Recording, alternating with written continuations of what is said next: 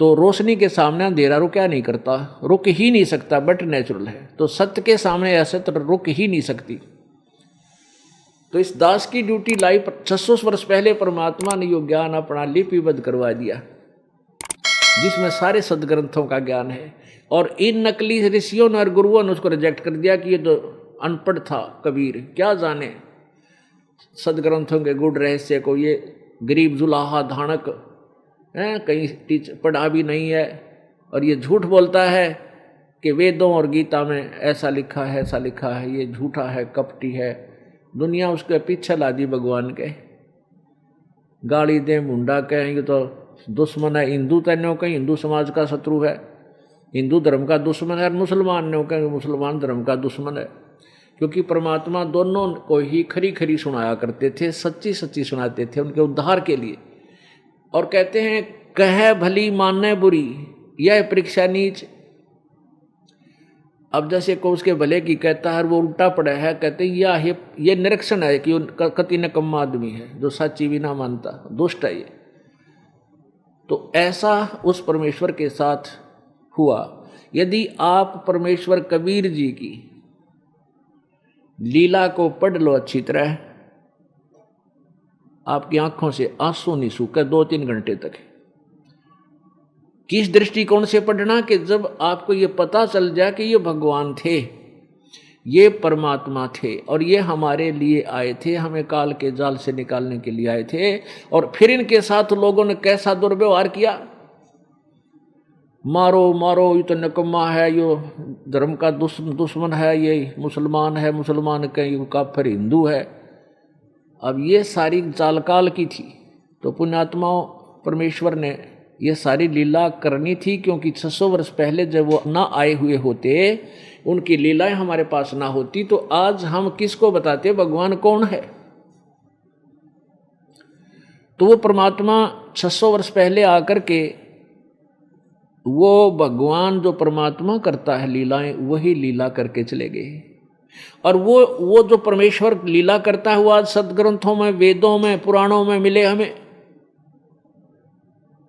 और आंखों देखे जो परमात्मा के साक्षी हैं, उन महापुरुषों ने बताया कि काशी वाला युद्धानक ये भगवान है, ये दुल्हा जो बनारस में आया था कबीर, ये पूर्ण परमेश्वर है।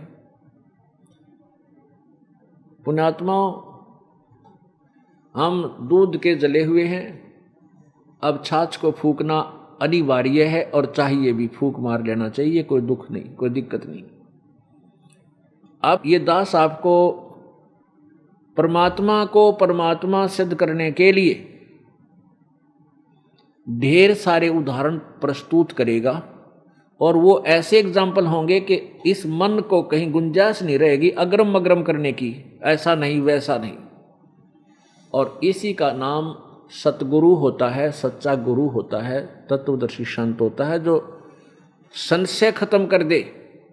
परमात्मा कहते हैं मां मुंडो इसे गुरु की, जिस तरह संशय ना जाए, कि इसे संत ने तक छोड़ दे, तुरंत त्याग कर दे, जो संशय का निवारण ना कर सके। परमेश्वर का बनारस वाले, काशी वाले भगवान जुलाहा, ये परम अक्षर ब्रह्म है, ये सिद्ध करने के लिए आपको उदाहरण देते हैं।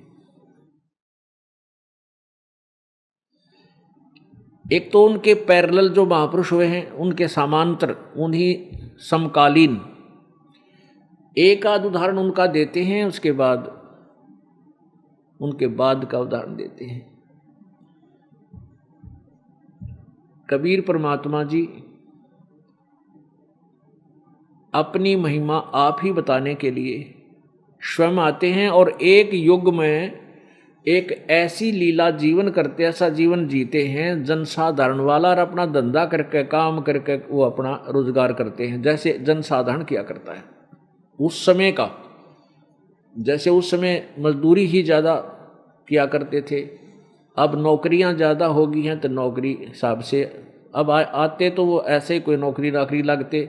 यानी उन्होंने ये दिखाना था कि भाई भगवान पाने के लिए कोई विशेष आडंबरकरण की आवश्यकता नहीं, ना घर त्यागन की, ना जंगल में जाने की, ना कोई यह भी सिद्ध करना था कि किसी उच्च जाति में ही भगवान मिलता है। जैसा कि इन लोगों ने बनावटी बातें बना रखी थी कि ब्राह्मण ही संस्कृत पढ़ सकते हैं, ग्रंथों को दूसरी जाति नहीं पढ़ सकती। उस भ्रम को मिटाने के लिए परमात्मा ने एक चौथे वर्ण में आकर के जन्म नहीं लिया, लेकिन वहाँ प्रगट हुए, उसमें रहे और धानक कहाए, जुलाहा कहाए। ये सिद्ध करने के लिए परमात्मा पाने के लिए कोई जाति मजहब विशेष नहीं चाहिए।